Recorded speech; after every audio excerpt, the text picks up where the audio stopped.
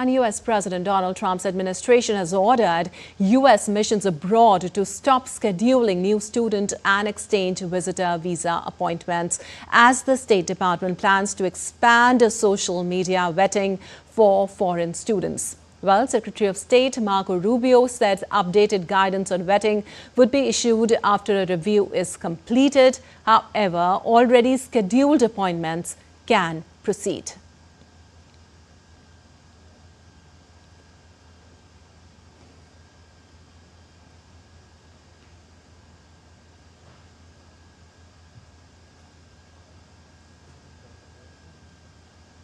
Also, this move is part of the administration's broader efforts to tighten immigration policies, including ramping up deportations and targeting student visas.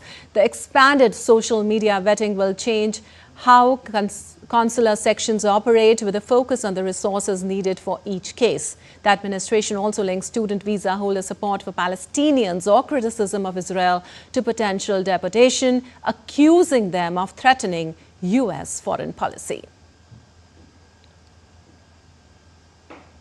And for more on this, we have Akshay Dongre joining us. Well, Akshay, a new hurdle for international students in U.S. How do you think the expansion of social media vetting for foreign students will impact the overall application process for students and exchange visitor visas? Will this lead to longer wait times or more scrutiny on applicants? What will vetting include? Well, the vetting bill clearly, as the administration is talking about social media and the history of candidates who are applying for studying inside in the U.S. universities.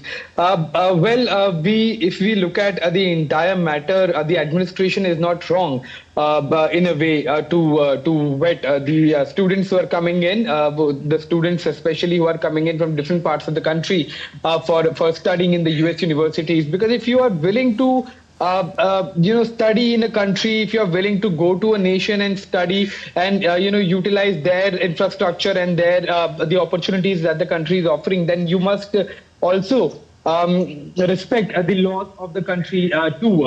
It can't be that you criticize U.S. as far as the foreign policies of your domestic or your home country is concerned. You're critical of the country. You're criticizing the politicians. You're criticizing the infrastructure or everything about that country. And then you also want to go and study in that very country because it honestly offers you a better opportunity. This is what the U.S. administration, especially under Donald Trump, is hinting at, because there have been many incidents where, domestic politics has been dragged into the U.S. universities. U.S. universities many a times have also become a place where different people from different countries have brought their own ideologies. Many instances have been reported where students who come to study in these universities also bring their own, political or communal biases when they enter the country, and then they also criticize the very country that is providing them education. So that's one aspect of it, perhaps.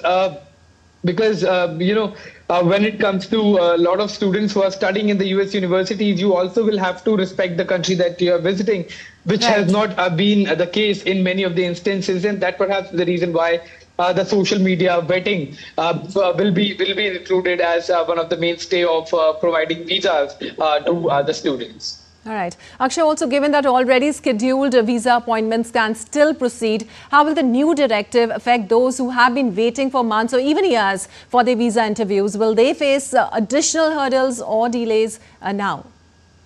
Well, you don't have anything to worry about if your, social media are, in line with what Trump administration expects. They're saying that you should not be anti-Semitic.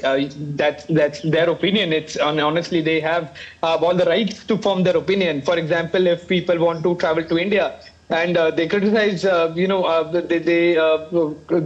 supporting terrorism in any form, then India has all rights to stop those students from coming in. Similar is the case with the US.